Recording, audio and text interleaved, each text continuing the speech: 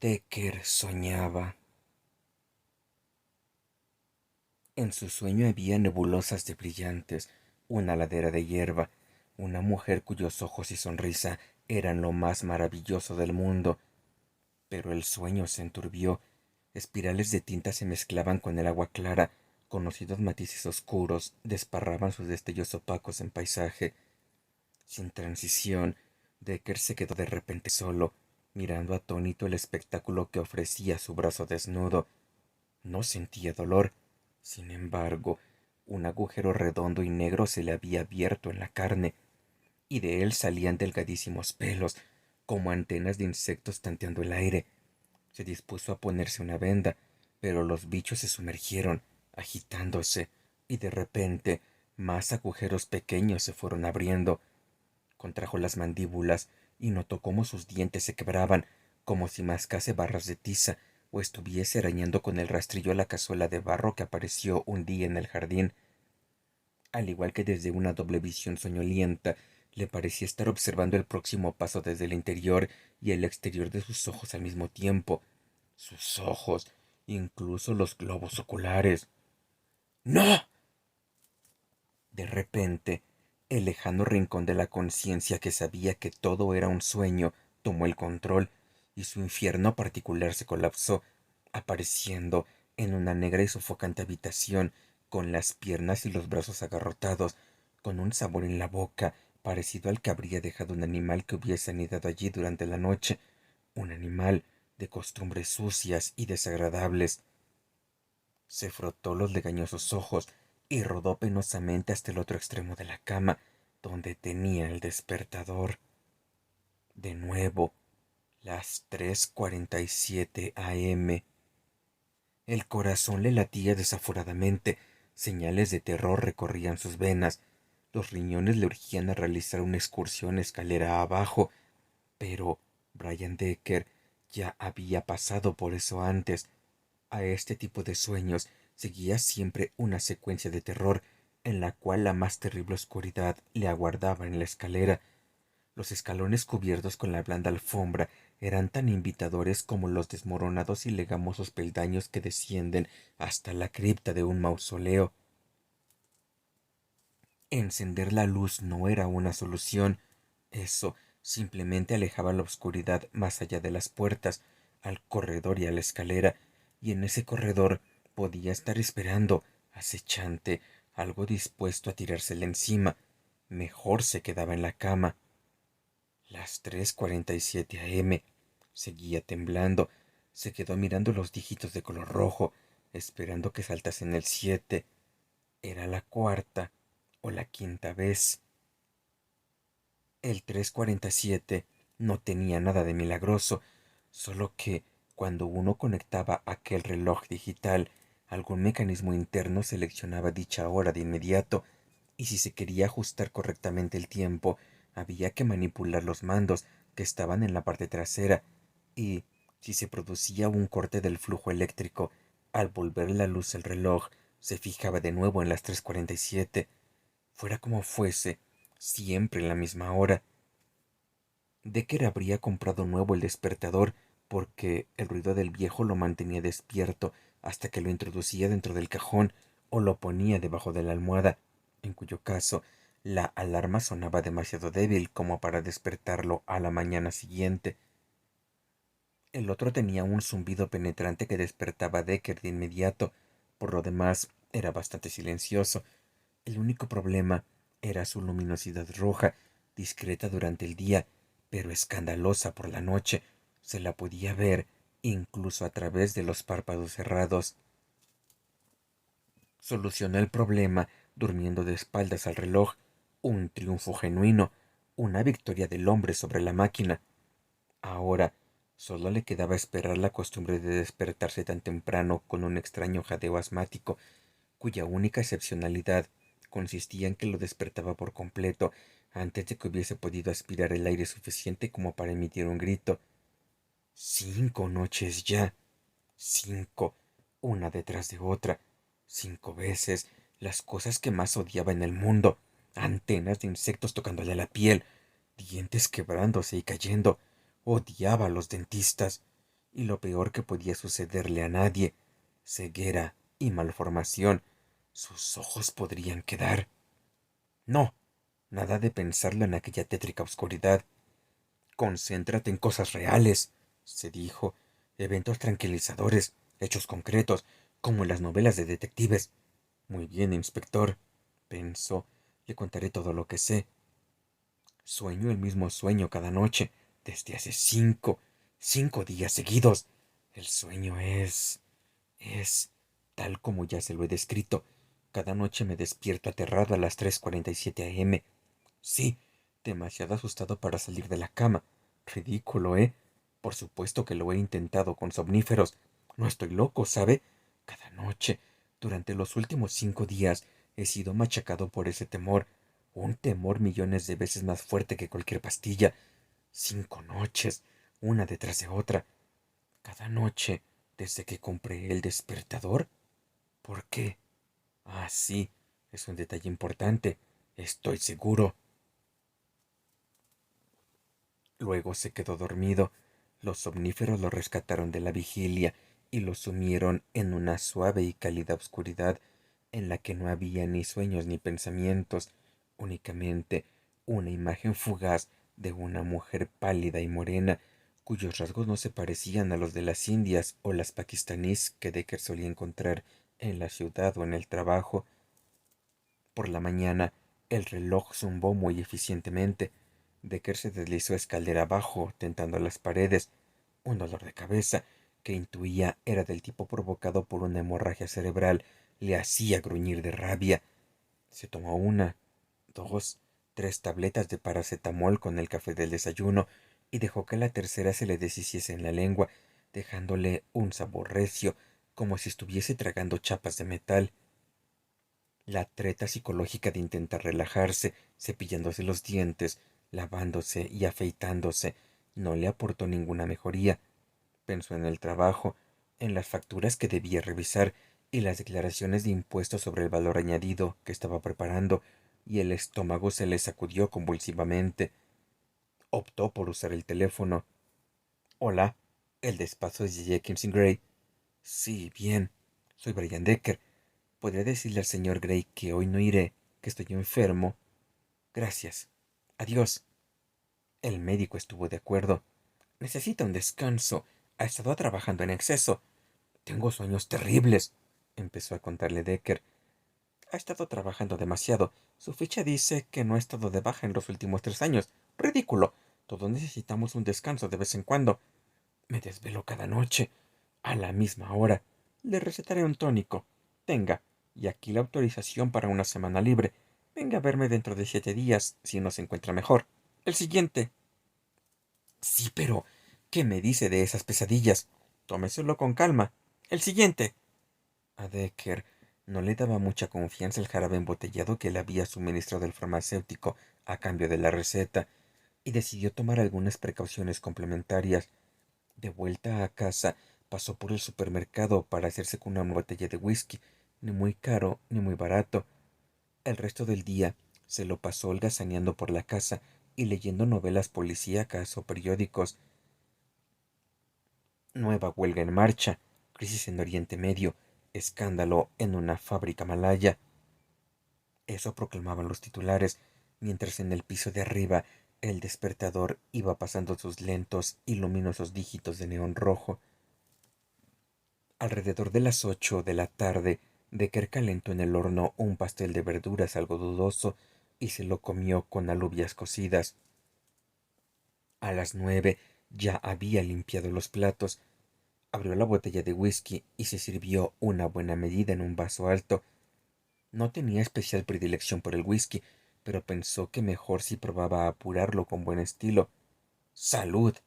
Se levantó, llevando consigo el vaso, llegó hasta la puerta de la sala y desde allí avanzó en una oscuridad espesa y acechante. Trató de recordar la letra de una canción que tenía en la punta de la lengua. Intentaba emparejar las palabras con la melodía. ¿Cómo era? Tum, tum y tum. Era divertido. No lograba recordar la melodía, y sin embargo, la letra estaba allí, danzando incansable en su cabeza.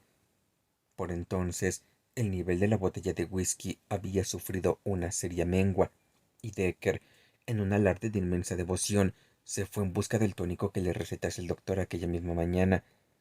Después de algunos intentos poco exitosos de llenar con el jarabe una cucharilla de café, se largó un buen trago. El señor de la pócima le espoleó en busca de la botella de whisky.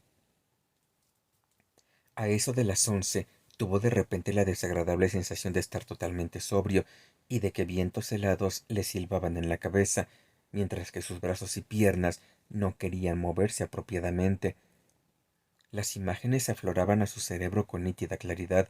Recordaba la agonía que sentía al ver las antenas de los insectos agitándose sobre su piel con movimientos intermitentes. Recordaba el doloroso terror de sentir sus dientes cuarteándose y crujiendo como barras de tiza. Recordaba, aunque intentaba olvidarlo, la sensación de notar su cabeza inflamándose como un balón, sus globos oculares hinchándose hasta que era incapaz de cerrar los párpados, aunque lo intentase con todas sus fuerzas, sus ojos hinchándose hasta... ¡No! ¡No! ¡No!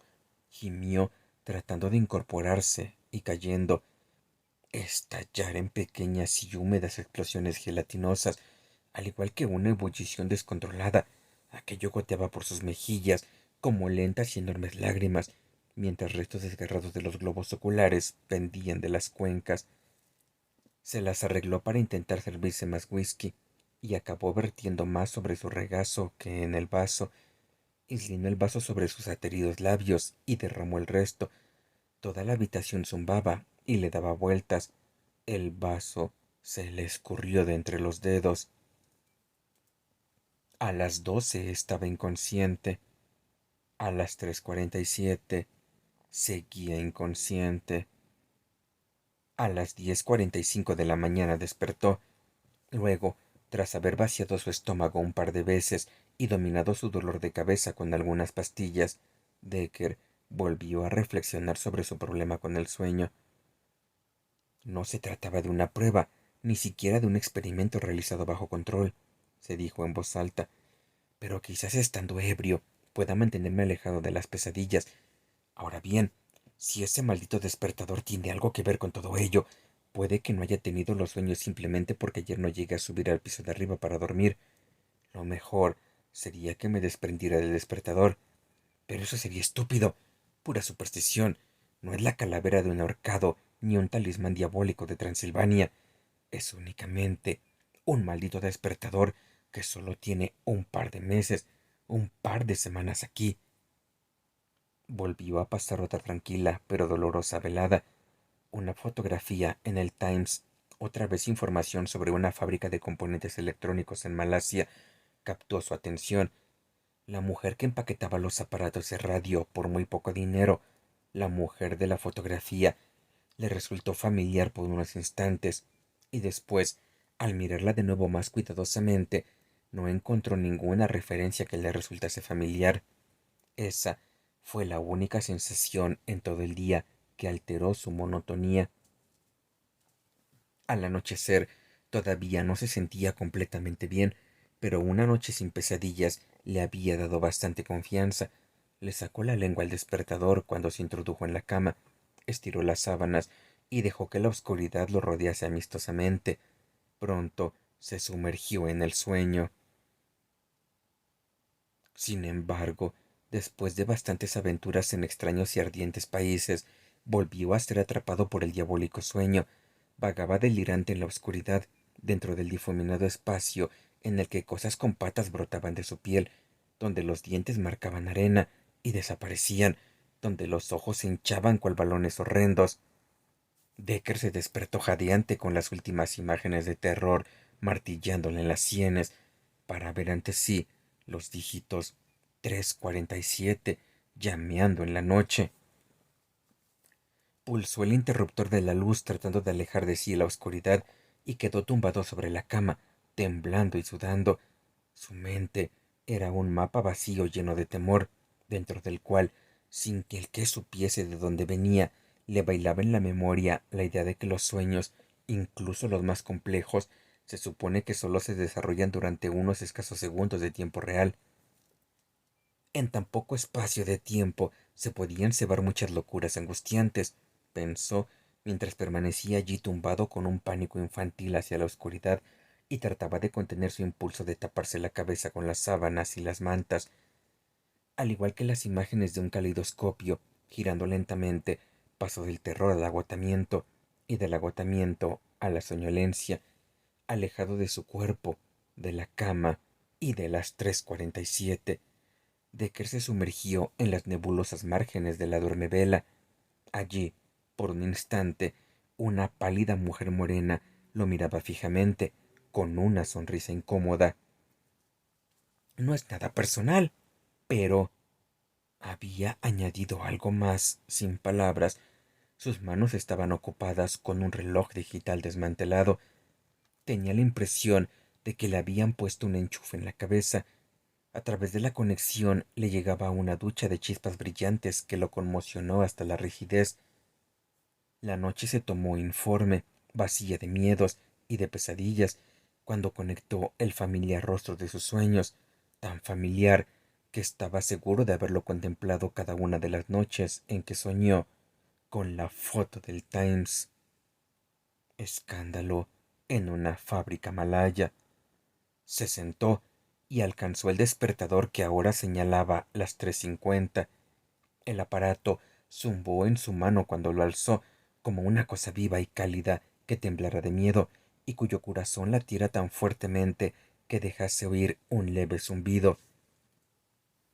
Lo había adquirido mediante uno de esos anuncios en la prensa que promocionaban aparatos a precios muy económicos. Se lo mandaron por correo.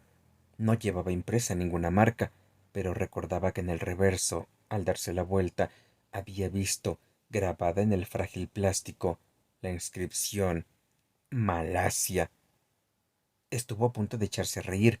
Dejó el reloj sobre la mesita, apagó la luz y se dispuso a volver a conciliar el sueño. Empezó a imaginarse una mujer malaya, explotada en una fábrica de componentes electrónicos, que realiza su propio sabotaje industrial al incluir, entre los circuitos que monta por tan poco dinero, una maldición. Solo pensarlo le causaba hilaridad, pero se le heló la sonrisa en los labios ante la posibilidad de que su fantasía tuviera un origen verídico. Podría ser, pensó, pero ¿qué le he hecho yo a ella? Bueno, se respondió, uno compra estas baratijas y con ello contribuye a que la fábrica prospere. Sin embargo, es ridículo. Quiero decir, ¿cómo se puede llegar a creer en una maldición por motivaciones políticas, por el derecho al trabajo, por el derecho a la huelga, por el derecho a clavar alfileres en figuras de cera? Y de todos modos, ¿por qué no? A la mañana siguiente alimentaba de nuevo otro dolor de cabeza. Decker miró los periódicos y se encontró con dos fotos de mujeres malayas oprimidas. Se sintió agitado por la idea de que había cierta similitud entre las caras de la fotografía y el rostro que veía en sus sueños, aunque ninguna de ellas tenía, en realidad, ningún parecido con éste. Uno podría pensar que eso demostraba, precisamente, que no era una imagen que se le había colado de rondón en la mente al estudiar las fotos del Times. Uno podría pensar, incluso, que eso demostraba que era real. Se comió el tocino grasiento y los huevos quemados y subió al piso de arriba en busca del ajado ejemplar del libro sobre magia y religión que había comprado hacía años, La Rama Dorada. Ese apareció entre pilas de antiguas revistas de ciencia ficción en lo que los agentes inmobiliarios denominaban el segundo dormitorio y que Decker conocía como habitación de los trastos. En la versión abreviada de La Rama Dorada, por todos los demonios, la obra completa llegaba a 12 volúmenes. Se hablaba de los malayos en numerosas ocasiones. Decker las repasó todas. La primera de ellas trataba sobre figuras de cera y curiosamente comentaba: perfora el ojo de la imagen y tu enemigo quedará ciego. Cerró el libro convulsivamente.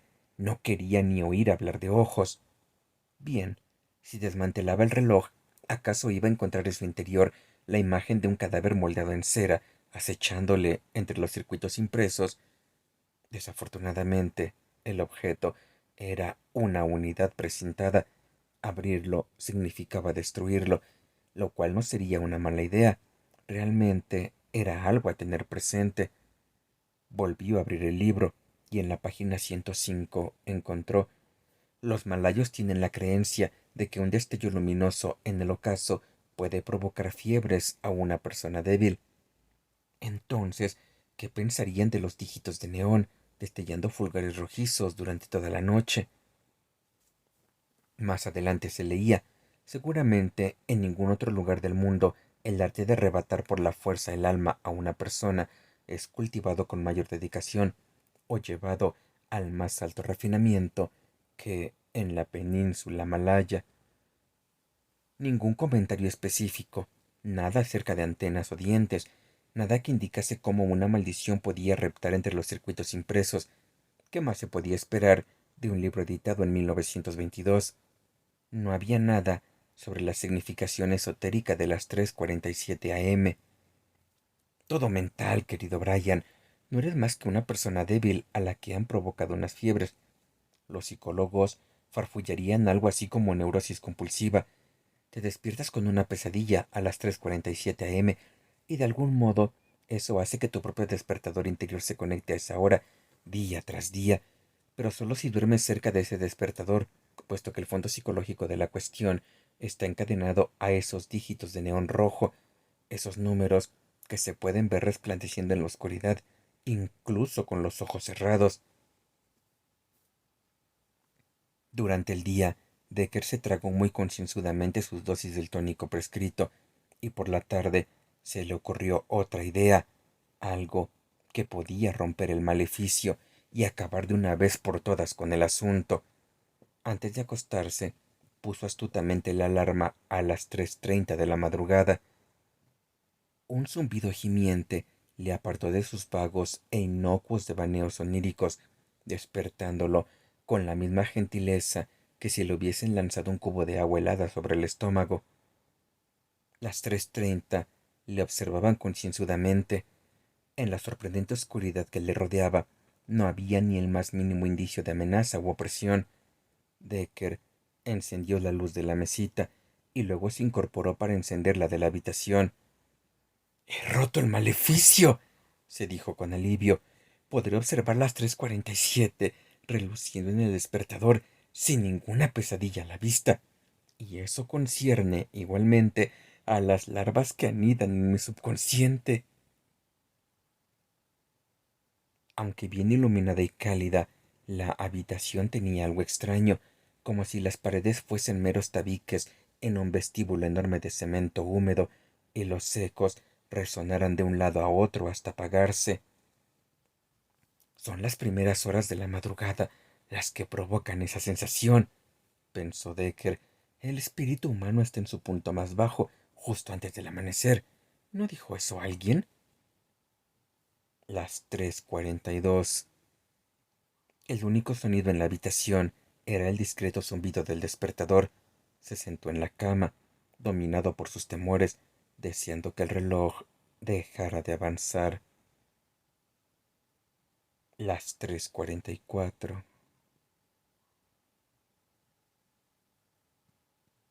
Las 3:45.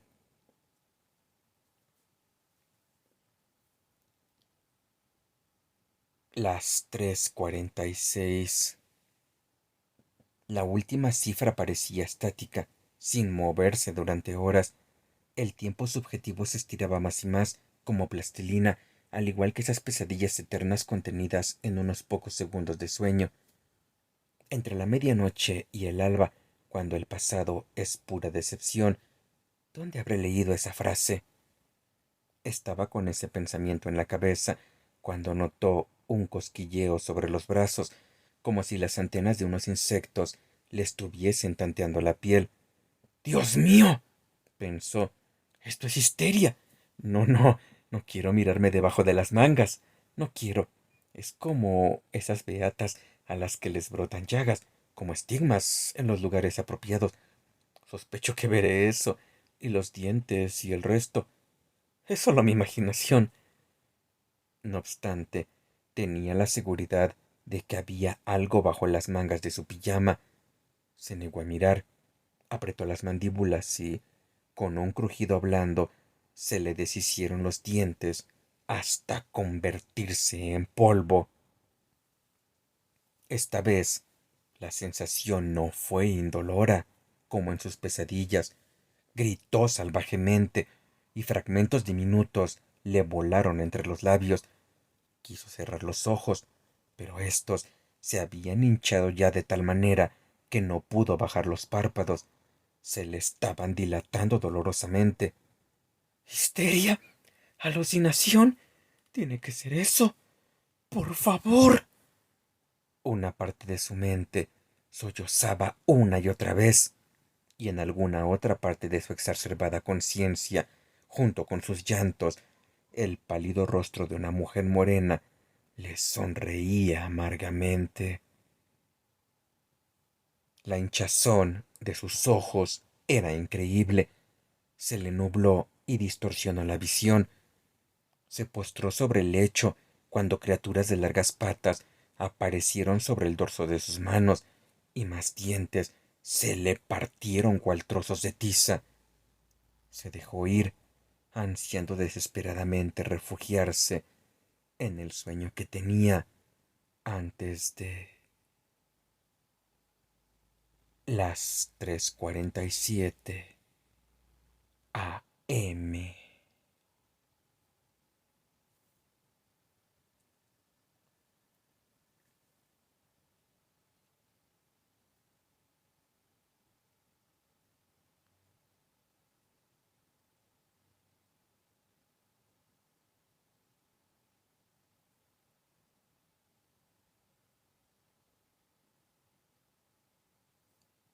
A las 3:47 a.m.